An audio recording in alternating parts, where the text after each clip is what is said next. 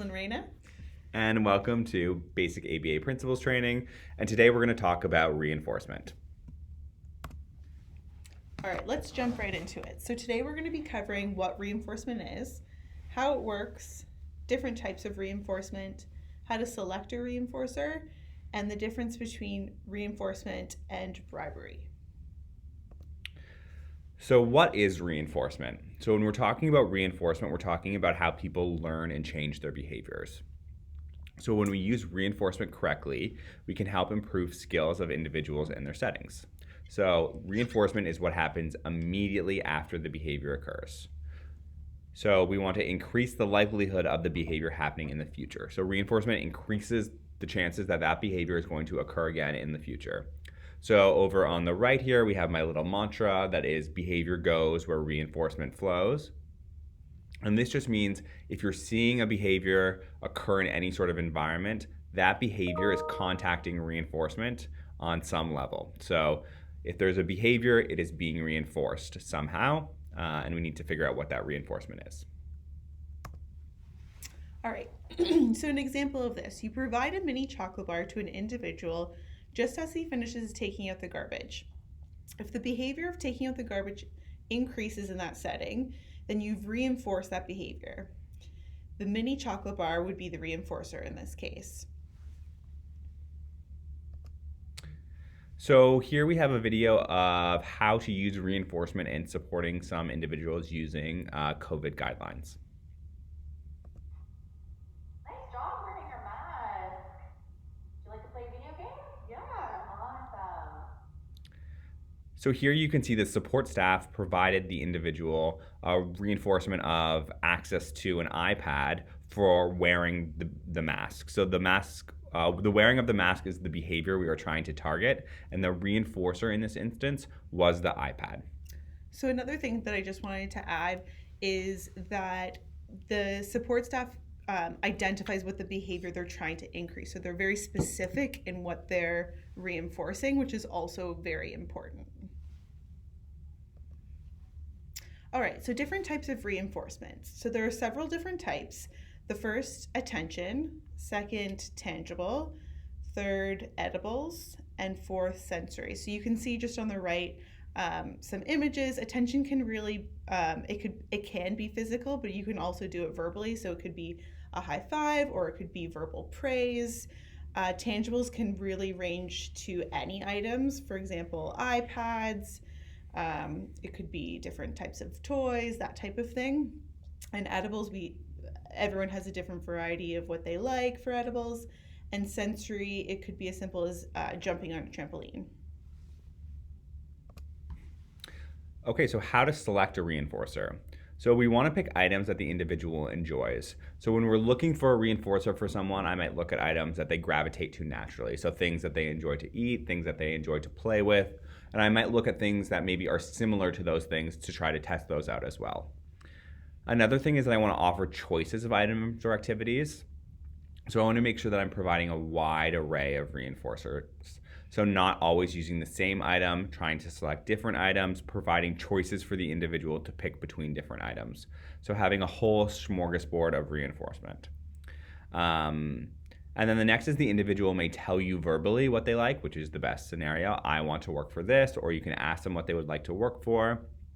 Another thing we do with nonverbal individuals is often teach to the reach. So when individuals are reaching for an item or they're staring at an item for a prolonged amount of time, it might mean that they want access to that item. So we can use that to signify what they might like as reinforcers. All right, so things to keep in mind. Everyone likes different things. We all have different preferences, so we want to avoid making any assumptions. And this is a really big component of reinforcement, so just keep that in mind. Be open to what an individual may or may not like. Reinforcement should occur immediately after the behavior you're trying to increase. We really want to emphasize this. The third, so just remember, we are reinforcing the individual's behavior, not necessarily the person. And that's why it's really important to define the target behavior that you want to increase, because that's the behavior we're looking for. So we're looking for the occurrence of that target behavior, and then we're going to deliver reinforcement.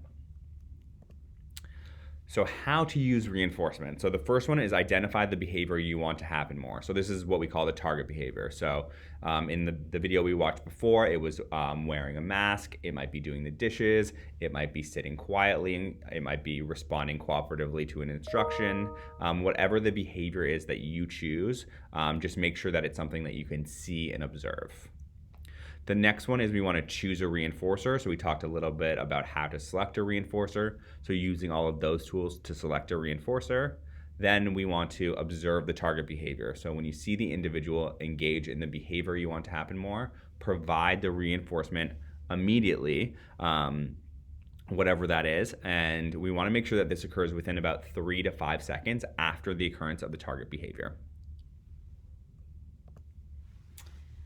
So praising an individual for cleaning their room hours after they finish is a nice thing to do, but it doesn't necessarily reinforce or increase the cleaning behavior in the future.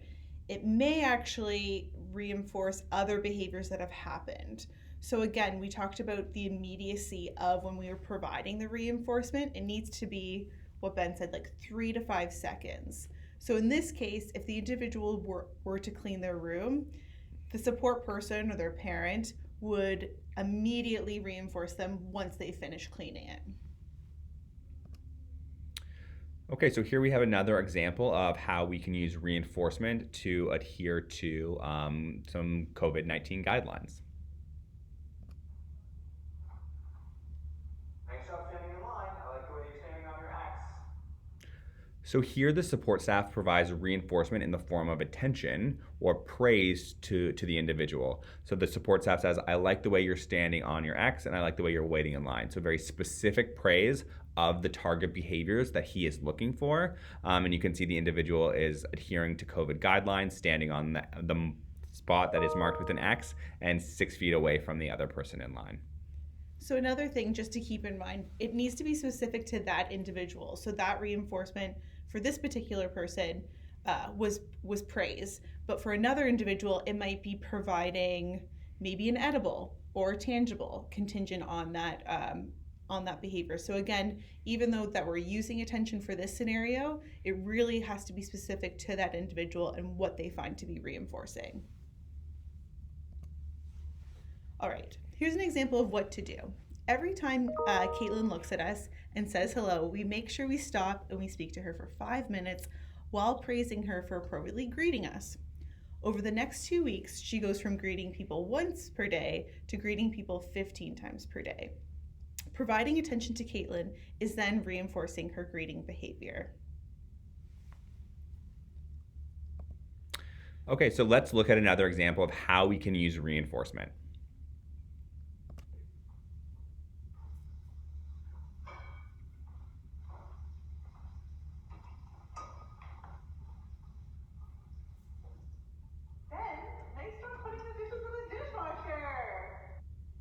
So here you can see in this video that the target behavior the staff was trying to increase was putting the dishes in the dishwasher. And as soon as the individual completed that task, the staff provided praise in the form of attention again for completing the task. So the target behavior was putting the dishes away. The reinforcement used was attention. But as previously mentioned, that reinforcement needs to be specific to the individual. So you could use an edible here, you could use a tangible here, and you could use a combination of them as well. So you could give an edible and also provide some specific praise at the same time that says, great job putting the dishes away in the dishwasher. Here is your peanut butter cup.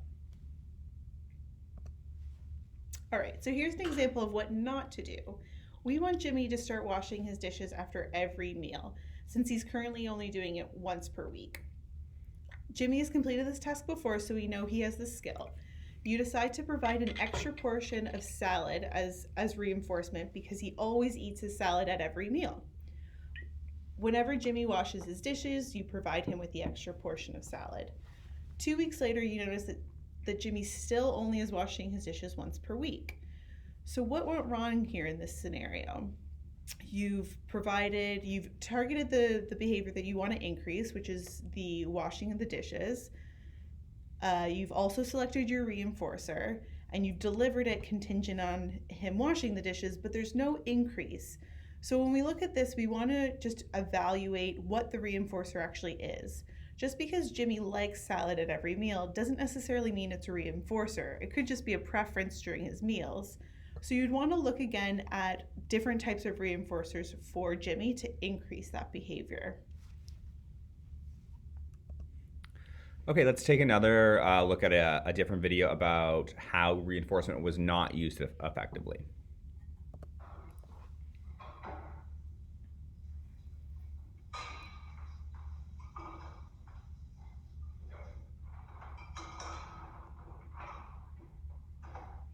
Come sit down.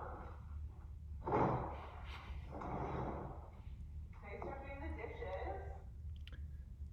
So in this video, the target behavior, once again, is putting the dishes in the dishwasher. The staff provides the reinforcement to the individual after another behavior has occurred. So the target behavior occurs, then the staff provides another instruction of coming to sit down, and then provides reinforcement for completing the dishes. In this scenario, the behavior that is most likely reinforced is the coming to sit down behavior. So we want to make sure that we're providing the reinforcement right after the target behavior we want to see more of. Things to think about. So reinforcers are different for each person, and there's also different types. So we have social, some food, activities, possessions, and sensory activities.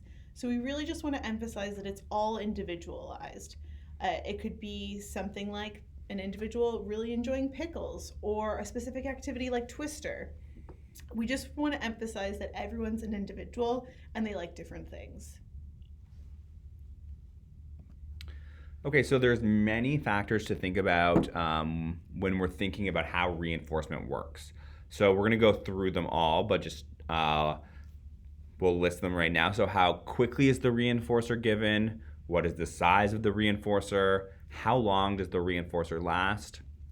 Is the reinforcer given every time or every other time? And how difficult is the behavior to complete? So we're going to talk a little bit more about each one of these. Okay, so how quickly the reinforcer was given. Again, we emphasized this in previous slides, but it should be given 3 to 5 seconds after the target behavior. The longer the delay to reinforcement, then the less likely you're going to increase that behavior in the future. And also the more likely you are to increase another behavior that is not your target behavior as well. So what is the size of the reinforcer? So the size of the reinforcer should match the task being asked of the individual. So we want to make sure it's worth that individual's time. If I asked you, to clean the table and you could, get an extra helping of dessert, that might be a fair trade-off. But if I asked you to clear the table, scrub the floors, clean the dishes, the gutters, wash the car, then that might not be worth the individual's time. We want to make sure that the reinforcer or the size of the reinforcer is matching the difficulty or the task that we're asking the individual to do. Okay, so how long does the reinforcer last? We want to make sure the amount of time the individual is provided with reinforcement matches the task. We want to provide the reinforcement for the amount of time the individual can enjoy it as well. So not too short and not too long. So for instance, if we were to ask an individual to, let's say, complete their homework after school, and they do so when we provide them with iPad time, we wouldn't necessarily give them the iPad for 3 hours because that would be too long. But we also wouldn't provide the iPad for 10 seconds because that would be also too short. So you need to find a happy medium of how long that reinforcer should last for that task at hand. And then the next one is the reinforcer given every time or every other time? So if we're really trying to strengthen a behavior, we want to make sure that the reinforcer is provided every time the behavior occurs. And this really allows the individual that we're working with to know that we want to see more of that behavior. We're communicating that with the reinforcement that is a target behavior that we're trying to increase. So just providing it every time will really increase the likelihood that behavior will increase a lot faster than providing it every other time. Okay, so the last one is how difficult the behavior is to complete. The difficulty should match the reward that is given. So if a task is really difficult for an individual, it should match it in terms of you might provide a bigger reinforcer for that individual. We also would possibly need to provide additional prompting if they're unable to complete the task independently as well. So things to think about. So problem behaviors may also be reinforced. So all behaviors, whether they're adaptive behaviors or whether they are challenging behaviors, can contact reinforcement, and we can increase them by our responses to those behaviors. So we really need to start thinking about what our responses are to challenging behavior when we see it, because we don't want to reinforce it inadvertently. So we have this example. So if Joan likes iced tea and she receives a cup of it shortly after she refuses to complete her chores, it is likely that her refusal behavior will then increase in the future. So she said she didn't want to do her chores. We provided her with some iced tea. So now she might associate those together and refuse to do her chores in the future. Okay, so here's an example of inadvertently reinforcing some challenging behavior. Oh, here, Ben. Here's your iPad. So in this scenario, Ben is slamming his fist on the table, and the staff person comes in and provides the iPad, which then terminates the slamming the fist on the table. So we've inadvertently taught the individual, when I slam my fist on the table, I can use my iPod. So some other things to think about. If there is no increase in the behavior, then you are not using a reinforcer. So if you are targeting a behavior, you're providing the reinforcer or the suspected reinforcer 3 to 5 seconds after the target behavior, and after a few days or a week you don't see an increase in the target behavior, then you likely aren't providing a real reinforcer. It also should be mentioned that reinforcement does take time to work. You're not going to provide the reinforcer one time and see a giant increase in the target behavior. It might take a few days to a week to really see some results from the addition of reinforcement. And in this scenario, if you're not seeing an increase in the behavior you're trying to increase, then you want to switch it up and use a different reinforcer. So we want to always make sure that we're using a variety of different reinforcers so that an individual does not get bored. So if we're continually providing peanut butter cups all day long for the occurrence of a target behavior, that individual is going to get really sick of peanut butter cups and they're going to lose the reinforcing value. So we want to make sure that we're changing it up so the reinforcer is always fresh and always has value for the individual. All right, so reinforcement versus bribery. Reinforcement is not bribery. A reinforcer is a consequence that strengthens the behavior that it follows. When a reinforcer is delivered following a behavior that is desired, it will strengthen the behavior, and therefore it will occur more in the future. So for this example, the individual takes the recycling out, and therefore they can stay up later. So in the example of the individual earning additional time to watch television for taking the garbage out, the individual has benefited because they have learned a new skill. So the skill being to take the garbage out. So they earn a reward for engaging in that behavior. And that is reinforcement. So reinforcement is the promise of a reward for engaging in a specific behavior. Bribery is the termination of a problem behavior with the promise of a reward. So in this scenario, the briber offers something to a person with the intention of benefiting themselves. So you can see in this little picture, the little boy is upset and the mom is trying to bribe him to maybe turn around, maybe engage in a different behavior.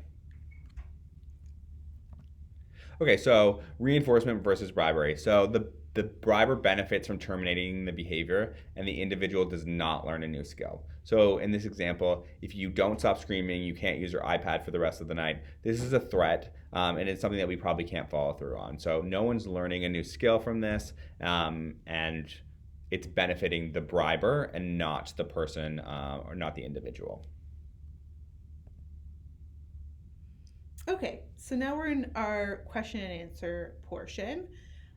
Reinforcement leads to a blank in the occurrence of a target behavior. Decrease, increase, a change, or delay. B, increase. Okay, question number 2. Reinforcement should be delivered immediately before the behavior occurs, a little while after the behavior occurs, or before the next day. If you said A, immediately, you are correct. Reinforcement should always be delivered immediately after the target behavior. Many factors affect whether reinforcement works. True or false? If you chose A, true, you're right. Problem behaviors cannot be reinforced. True or false? The answer is B, false. Problem behaviors can be reinforced. All behaviors that occur can contact reinforcers, whether those are adaptive behaviors or whether those are challenging behaviors. Okay, so just some takeaway information. Reinforcement is how people learn and change their behavior. There are 4 different types of reinforcement. Reinforcement is individualized, and reinforcement is not bribery. So we always just want to make sure, back to this little mantra of behavior goes where reinforcement flows. So if we want to see more of a behavior, we need to start thinking about what are we providing for reinforcement after that behavior, and that behavior should increase if we're providing a reinforcer. If you have any questions or feedbacks on this video, you can email us at the email below, specservicesnews@cltoronto.ca. Thanks for tuning in, and we'll see you next time. Bye. Bye.